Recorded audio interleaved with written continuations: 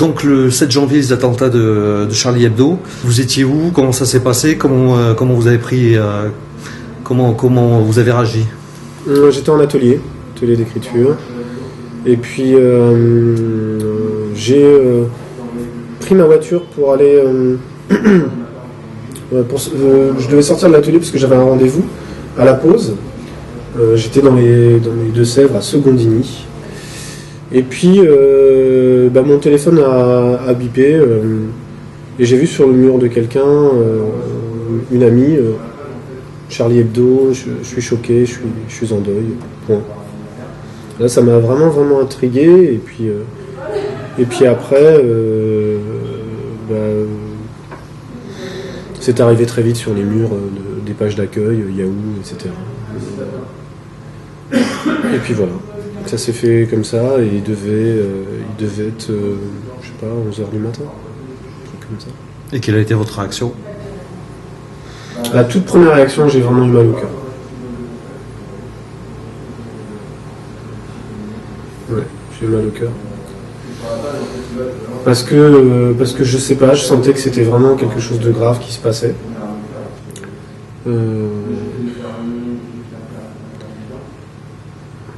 Parce qu'on tue. Voilà. Et pour moi, vraiment, du fait de mon histoire, de mon chemin dans ma vie, de mes origines aussi, le Liban qui a connu la guerre, le Togo qui connaît la dictature, il n'y a rien qui justifie le meurtre. Il n'y a rien qui justifie le meurtre. Il n'y a aucune forme de justice dans la vengeance. Donc ensuite, il y a eu dimanche la marche. Vous y avez participé? Oui. Où ça? Ici, à Châtellerault. Ici, à Châtellerault.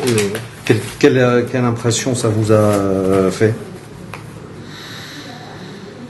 Je sais pas, je peux pas dire l'impression. En tout cas, je me souviens quand les deux imams de Châtellerault sont intervenus, de la chaleur des applaudissements.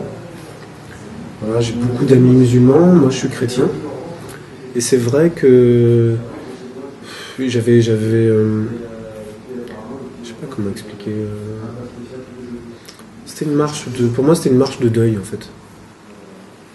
C'était pas tant une marche, je suis Charlie, je soutiens Charlie. C'était vraiment une marche. Je reviens encore sur ça par rapport au meurtre, à l'assassinat, une marche de deuil. Et voilà, j'aurais pu marcher pour. Enfin, je l'ai fait pour les enfants de Palestine, par exemple. Voilà. Cet été, dans un climat où on interdisait aux gens de manifester, tout simplement. Et là, c'est encore une fois, il n'y a pas de réelle revendication, c'est juste le cœur qui a aussi besoin à un moment d'être entendu, quoi. Et si ça se fait dans une marche silencieuse, c'est très bien. Pas besoin de revendiquer la peine. On est là avec les gens qui sont en peine. Alors peu de temps après, c'était le 10 janvier d'ailleurs, hein, ouais. Vous avez publié un long post sur Facebook, ouais. assez virulent, assez costaud, oui. pas très habituel justement par rapport à votre expression habituelle, oui, c'est vrai. Et qui a entraîné quelques réactions assez négatives aussi. C'est vrai. C'était quoi le but? Alors en fait, ce post est la suite d'un échange que j'ai eu avec un de mes amis, Ibrahim Abdel Sadok, avec qui je travaille depuis 3 ans. Et j'avais été surpris de ces différents posts à partir du 7 janvier au soir, par rapport aux attentats et de l'humour qu'il utilisait et que je trouvais absolument pas opportun, approprié face à la situation. Et puis, pour le coup, avant de poster ce coup de gueule, je fais toujours ça, j'écris toujours à la personne, voilà, pour qu'on s'explique, et pour lui dire, je vais aussi publier, parce que vraiment, je suis fatigué de voir tout ce que les gens peuvent mettre, et comment les gens réagissent à ce qui est mis, voilà. Et donc j'ai ciblé certaines personnes et leurs likers, entre guillemets, c'est-à-dire ceux qui mettent des j'aime. Et j'ai volontairement été dans l'amalgame, dans un peu le sac dans lequel j'ai mis tout le monde. pour rappeler que vraiment, si on a un cœur qui est partisan, faut se poser la question de pourquoi. Et comme je l'ai dit, moi, mon cœur fait pas la différence entre des enfants de Palestine qu'on tue et Charlie Hebdo qu'on tue, quoi. Et pour le coup, on a tous vécu différemment l'affaire et tous vécu différemment. Qu'est-ce qui nous touche? Comment est-ce qu'on se positionne dans cet acte face à tant d'agressions et de violences? Et là, pour le coup, j'étais vraiment agacé par certains postes. Et voilà, c'est ceux-là que j'ai visés, en fait. Voilà. Mais comme ils étaient tellement nombreux, je ne pouvais pas mettre la liste des gens qui étaient. Et c'était à ceux qui vont tomber dessus, qui vont lire. S'ils se sentent concernés, certains se sont sentis même visés, alors que c'était pas du tout eux que je visais. D'autres se sont sentis concernés, ont partagé plus ou moins négativement certains passages. Beaucoup m'ont dit qu'ils ne se retrouvaient pas dans tout. Voilà. Et mon but n'était pas de faire le consensus, mais pas du tout. Et puis d'autres ont passé outre, n'ont pas souhaité s'exprimer, parce qu'ils étaient surpris de la façon dont j'ai pris la parole. Et le ton que ça avait. Voilà.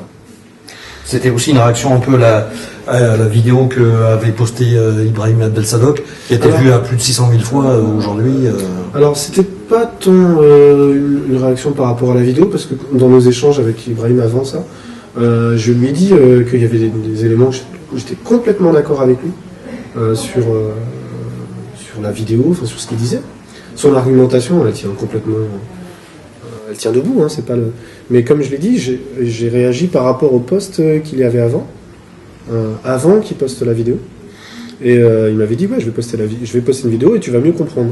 Et ce que j'ai pas compris, c'est le grand écart entre le côté, je dirais pédagogique, mais on va dire argumenté, explicatif de sa vidéo et les posts qui pour moi étaient, je sais pas comment expliquer. Enfin, qui me gênait profondément parce que c'était pas. C'était faire de l'humour et avoir une prise de distance qui n'avait pas trop lieu. Voilà, c'était de l'humour et une prise de distance à un moment où je pense où on peut.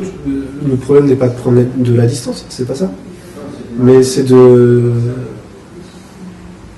d'y mettre de l'humour, je crois. Ça m'a gêné. Moi, ça m'a gêné personnellement. Dans votre post, vous dites des choses qui ne sont pas forcément consensuelles, notamment que de dire que si les djihadistes sont des musulmans, il n'est pas normal de dire que ils n'en sont pas. Oui, parce que pour moi c'est important. On m'a appris dans mes rencontres que si tu veux combattre ta part d'ombre, il faut que tu reconnaisses qu'elle existe. Et pour moi c'est important. Voilà. C'est important de dire que les extrémistes ne représentent pas la majorité des musulmans, mais par contre font partie de cette famille. Ça c'est très important. Je veux dire, l'Opus Dei fait partie de l'Église. Voilà.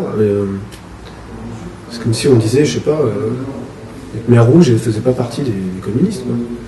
Quoi. Enfin, pour moi, ça me paraît logique de dire que les extrémistes, je crois que les frères Kouachi fréquentaient la mosquée de Gennevilliers, donc ils vont à la mosquée comme tout le monde, s'habillent comme les musulmans, mangent comme les musulmans, utilisent les mêmes mots que les musulmans.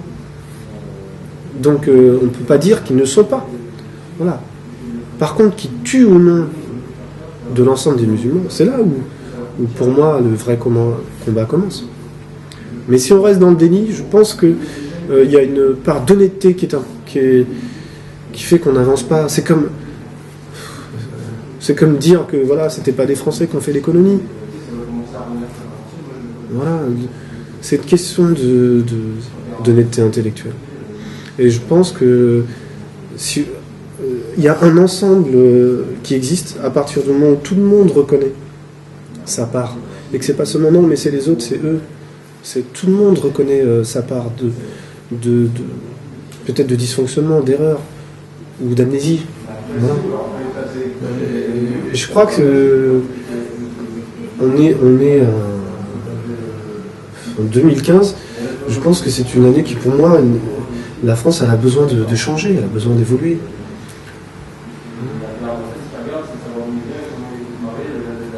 Elle ne peut plus fonctionner sur les mêmes leviers qu'avant, c'est plus possible. Et là, c'est pas, même si je l'ai posté sur mon mur, qui est à la fois mon mur d'artiste et aussi mon mur vraiment de citoyen, voilà. Parce que j'ai une page qui est la page d'artiste, mais là c'est mon mur à moi, et je ne l'ai pas mis sur ma page, je l'ai mis sur mon mur à moi. C'est vraiment parce que je souhaitais à un moment dire voilà, si j'enlève tout simplement l'habit de l'artiste, et les gens me voient beaucoup comme l'artiste, je suis aussi un humain, et j'ai aussi à la fois mes faiblesses, mes colères, mes réactions à brûle pour point, et pas que du recul et posé, et tout est mesuré. Non, c'est un poste de colère. Et pour le coup, il a eu de telles réactions que j'ai eu des messages et dans lesquels je me suis expliqué avec les gens. Et je leur ai dit, voilà, je l'ai posté avec la colère. Et puis, une fois que je l'ai posté, c'est passé. Ma colère est passée. Et après, je me suis dit, est-ce que j'aurais dû le poster, en fait? Est-ce que j'aurais dû faire part de ma colère? Eh ben, c'est la question que je me pose encore aujourd'hui, quelque part. Est-ce que j'aurais dû faire part de cette colère? Il y a une part qui me dit oui, parce qu'on ne peut pas être que dans le cadre. On a le droit d'exploser, de dire mais merde au final. On a le droit de dire ça en tant qu'humain. Et si ils associent l'artiste et l'humain et que c'est l'artiste et l'humain qui dit merde, voilà, je me souviens du coup de gueule de Balavoine à la télé ou d'un Gainsbourg qui brûle le billet de 500 francs. C'est un moment. Pour moi, c'était complètement légitime d'être en colère. Voilà. Avec les torts que ça a aussi, puisqu'on ne maîtrise pas tout le temps ces mots. Alors aujourd'hui, beaucoup reviennent sur les caricatures publiées par Charlie Hebdo et celles qui continuent. Ouais. Qu'est-ce que tu en penses? Ils vont trop loin Alors, moi honnêtement, avec les éléments que j'ai, parce que j'ai peu d'éléments d'analyse, mais moi, la vision que j'avais de Charlie Hebdo, je me souviens d'une caricature où on avait les musulmans, les chrétiens, les juifs, en tout cas les représentants religieux, et puis il y avait une phrase de Charlie Hebdo, c'était Dieu n'existe pas, et tous les autres étaient en train de tirer sur les gens et disaient mais si, il existe. C'est une façon d'imposer la religion. Et je me suis dit, a priori Charlie Hebdo ce sont des athées. Voilà. Donc si ce sont des athées et qui s'amusent à provoquer un petit peu les religieux, ils ne se rendent pas compte qu'il y a des incidences, notamment dans le monde arabe et dans le monde musulman, sur les chrétiens. Voilà.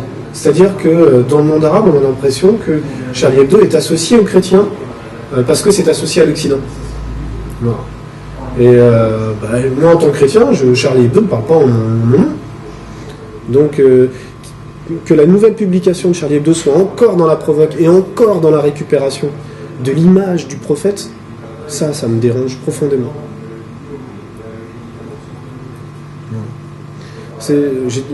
Charlie Hebdo, j'étais pas affilié, j'étais pas abonné, voilà, il me fait souvent rire, mais c'est vrai que je comprends pas le fait c'est super de taper sur les extrémistes. Voilà, moi je trouve que Dieudonné tape sur les extrémistes qu'on retrouve en Israël. Et pour moi, c'est la liberté d'expression, elle est là. C'est courageux. Pour moi, c'est courageux de faire ça. Alors qu'on va se faire... tout le monde veut nous lapider, quoi. Voilà. Après, ça ne veut pas dire que je partage toutes les positions de Dieudonné parce que je ris de cette façon de se moquer des extrémistes, parce que les extrémistes, mais ils nous pourrissent la vie, quoi. Donc... je ne m'attendais pas à cette couverture de Charlie Hebdo, je m'attendais à quelque chose qui tape encore sur ceux qui amènent au meurtre. Et le prophète n'amène pas au meurtre. Ce sont bien les extrémistes. Oui, mais c'était un peu le sens de cette couverture, justement. C'était le prophète, il disait « Je suis Charlie », donc il se désolidarisait des meurtriers. Ouais, cela dit, maintenant il faut comprendre comment ça s'est reçu dans le monde arabe. C'est toute la finesse. Et vous savez bien que un propos est fragile parce que l'interprétation, elle est multiple. Le langage est fragile parce que l'interprétation est multiple. Le rôle des médias, on le voit très bien. Si on extrait une phrase de son contexte, l'impact qu'elle a, la nouvelle vie qu'elle a. Et en plus, c'est une trahison par rapport à ce que la personne a souhaité dire. Donc aujourd'hui, cette couverture est récupérée, voilà, et puis on est encore dans on secoue les foules, non pas parce qu'on a pu traduire exactement qu'est-ce que voulait dire Charlie Hebdo, mais tout simplement parce qu'il y a encore l'image du prophète.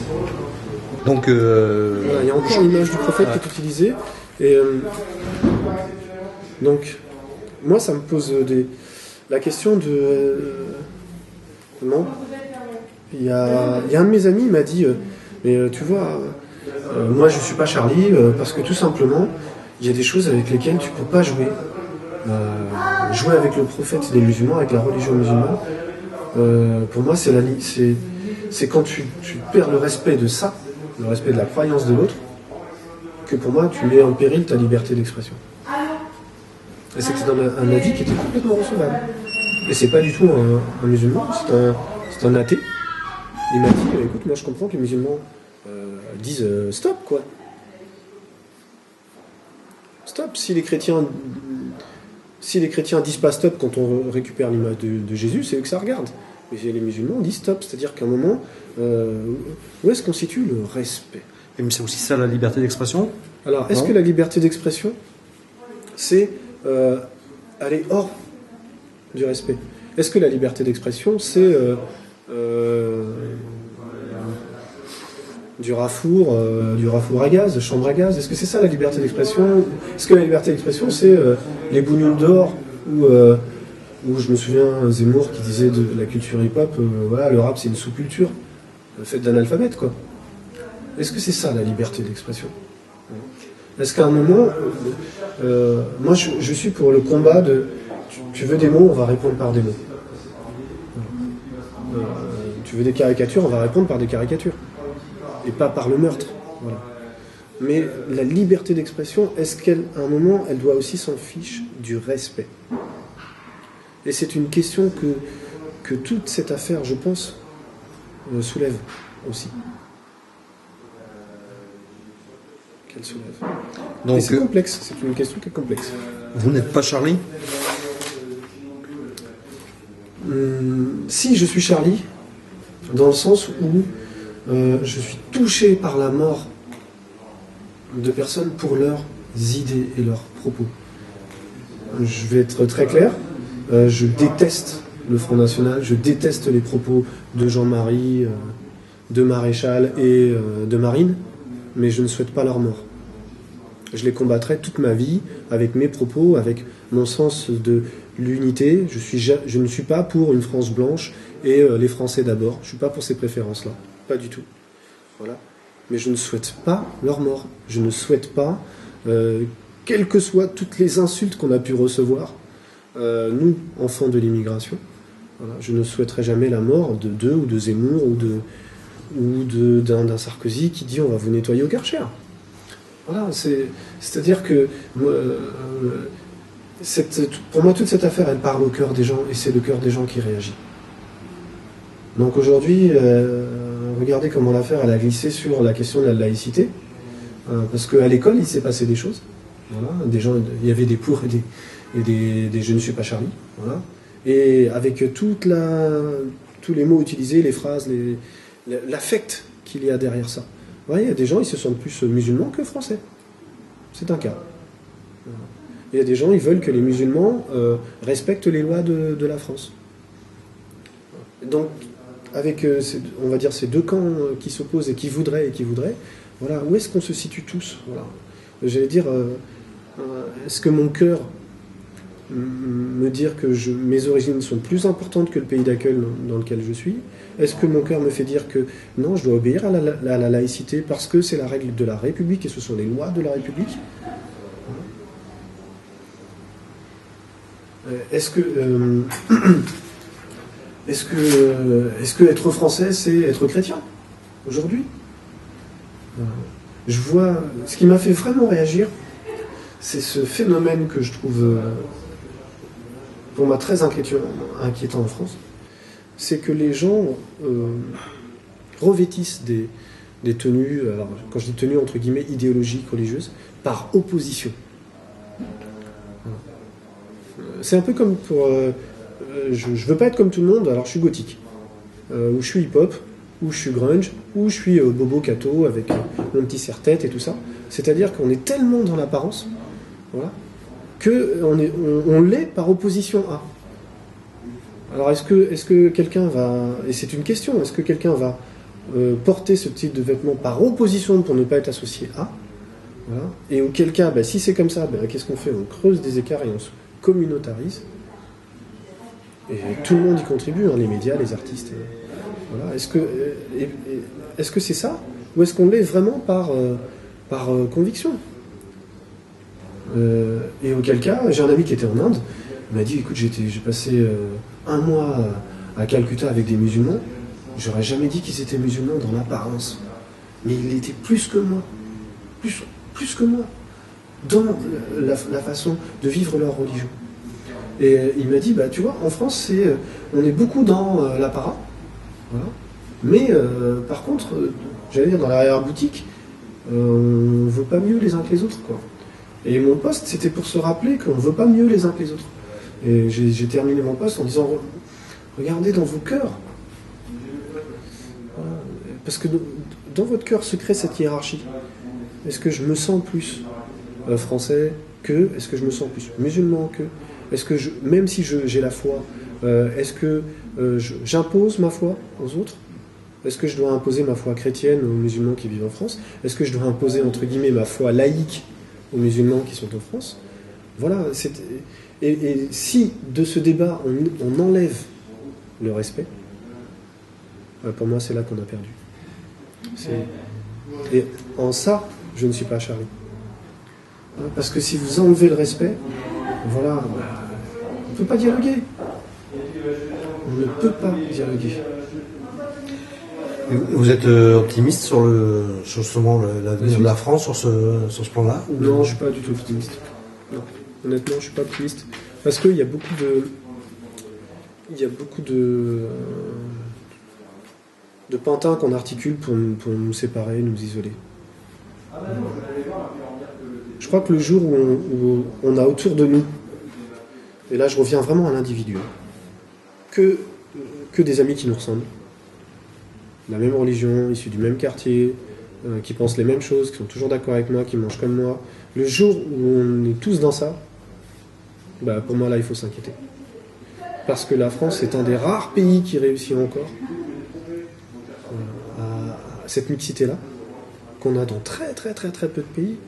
Voilà. Et donc, qu'est-ce qui est garante de ça? Pour l'instant, j'ai l'impression, moi, c'est la consommation qui permet encore j'allais dire, qu'on soit tous les uns à côté des autres. Mais la consommation, c'est comme mettre une attelle sur une jambe cassée. C'est pas une attelle qu'il nous faut, c'est un plâtre. Et le respect, pour moi, c'est ce plâtre-là, en fait. Le respect. Respecter les autres, c'est-à-dire laisser un espace pour qu'ils puissent y mettre de leur identité, de leur histoire, de leurs envies, de leurs convictions, et ensuite en parler. Et inversement. Il faut s'attendre à d'autres attentats ou d'autres faits comme ça? Oui, c'est possible, vu que cette affaire, elle soulève la question des réseaux. Voilà, les frères Kouachi, comment ils font pour avoir des armes? C'est pas un acte de folie. Ibrahim disait c'est de la folie, mais c'est faux. C'est organisé, c'est préparé, c'est prémédité, c'est orchestré. Il y a des armes, ils ont revendiqué qui travaillaient. Pour qui ils travaillaient? Donc c'est pas des gens c'est pas comme on a souvent aux États-Unis, les gens qui pètent un câble et ils sortent et ils tuent tout le monde. On n'est pas dans ça. Donc tant qu'on sera dans ça, c'est toujours la même chose. On n'aura pas l'honnêteté intellectuelle de dire attendez, c'est une c'est le doigt d'une organisation. Voilà. Et pour moi, cette organisation-là, comme elle utilise les mêmes méthodes que la mafia, elle fait ses courses, elle fait son recrutement dans la misère.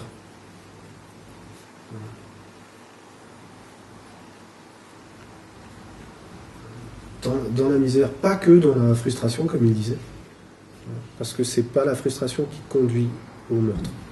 La frustration conduit pour moi, hein, je n'engage que moi, à l'expression de ma colère. Mais à l'assassinat, c'est encore une autre étape. Pour moi, c'est une autre étape. Donc, oui, on combattra sans doute les extrémismes quand on s'occupera de la France d'en bas, des gens les plus pauvres. Voilà. Quand on reconnaîtra leur existence. Voilà. Quand on mettra des vrais moyens dans les quartiers. Et quand je dis des vrais moyens, ce n'est pas mettre l'argent dans des murs pour seulement refaire des façades et de l'urbanisme. C'est s'occuper de ce qui ne va pas profondément jusqu'à dans la cellule familiale. Et en créant toujours un espace autour du respect où les gens peuvent se retrouver et discuter. Et comme on est dans un pays de plus en plus individualisé, il y a de moins en moins de dialogue. Il y a de plus en plus de monologues. Et ce que j'ai retrouvé sur Facebook, c'est ça. Tout un tas de monologues qui m'ont... ça m'a poussé un peu à bout, quoi. Il est où ce nous, en fait? Il est où ce nous?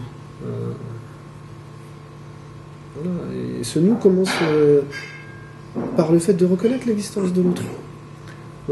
Si on ne reconnaît pas les gens des quartiers, s'ils sont toujours invisibles, voilà, comment va-t-on faire? C'est trop facile de taper encore une fois sur la misère comme le font les gens de l'extrême droite. Taper sur l'immigration, taper sur l'immigration. Nous ne sommes pas la cause des problèmes de la France. Voilà. Il faut aller voir au niveau de nos gouvernements. Il faut aller voir au niveau de notre histoire. Et je dis bien neutre parce que même si moi j'ai 3 origines. J'ai le Togo, donc l'Afrique noire, de ma mère, le Liban de mon père, et le pays dans lequel j'ai grandi, j'ai fait toute ma vie, c'est la France. Donc j'ai appris qu'il y a du bon et du mauvais dans chaque culture. On peut en tirer quelque chose de bon, voilà, à condition qu'on accepte de regarder ce qui dysfonctionne. Donc c'est trop facile d'aller taper sur les gens de l'immigration en disant que voilà, c'est de leur faute, ce sont eux qui remplissent les prisons, ce sont eux qui sont dans le deal. Voilà, il y a des trajectoires de vie qu'on peut aider s'il y a une vraie volonté politique. Et dans un pays qui est de plus en plus individualisé, de plus en plus mercantile, qui trouve l'argent pour sauver des banques et des traders, et ils ne trouvent pas l'argent pour qu'on sauve l'éducation nationale en ZEP. Voilà, qu'on réinjecte du sens. Voilà, l'école... j'ai vu l'intervention de la ministre de la Culture, et j'ai envie de dire, mais l'école ne peut pas tout porter. Voilà, l'école ne peut pas tout porter. Elle était l'enseignant, elle devient aujourd'hui l'éducateur. Et maintenant, il faut qu'elle soit le garant des règles de la République. À un moment, il n'y a pas que l'école, il y a aussi les parents, il y a aussi les familles, il y a aussi les bailleurs sociaux, et il y a en premier l'État. C'est bien beau de sortir de l'argent, des millions, et puis de... Voilà, mais on a envie que déjà, dès l'État, dès nos représentants, que les gens, dans leurs paroles, soient dans le respect, soient dans la reconnaissance des autres. Et c'est ce qui ne se passe pas. Donc, je suis inquiet. Je suis inquiet parce que je sais qu'il y a sûrement des victimes qui vont encore payer. Voilà. Mais cette inquiétude, je l'ai déjà bien avant. Je l'avais déjà bien avant l'affaire de Charlie Hebdo.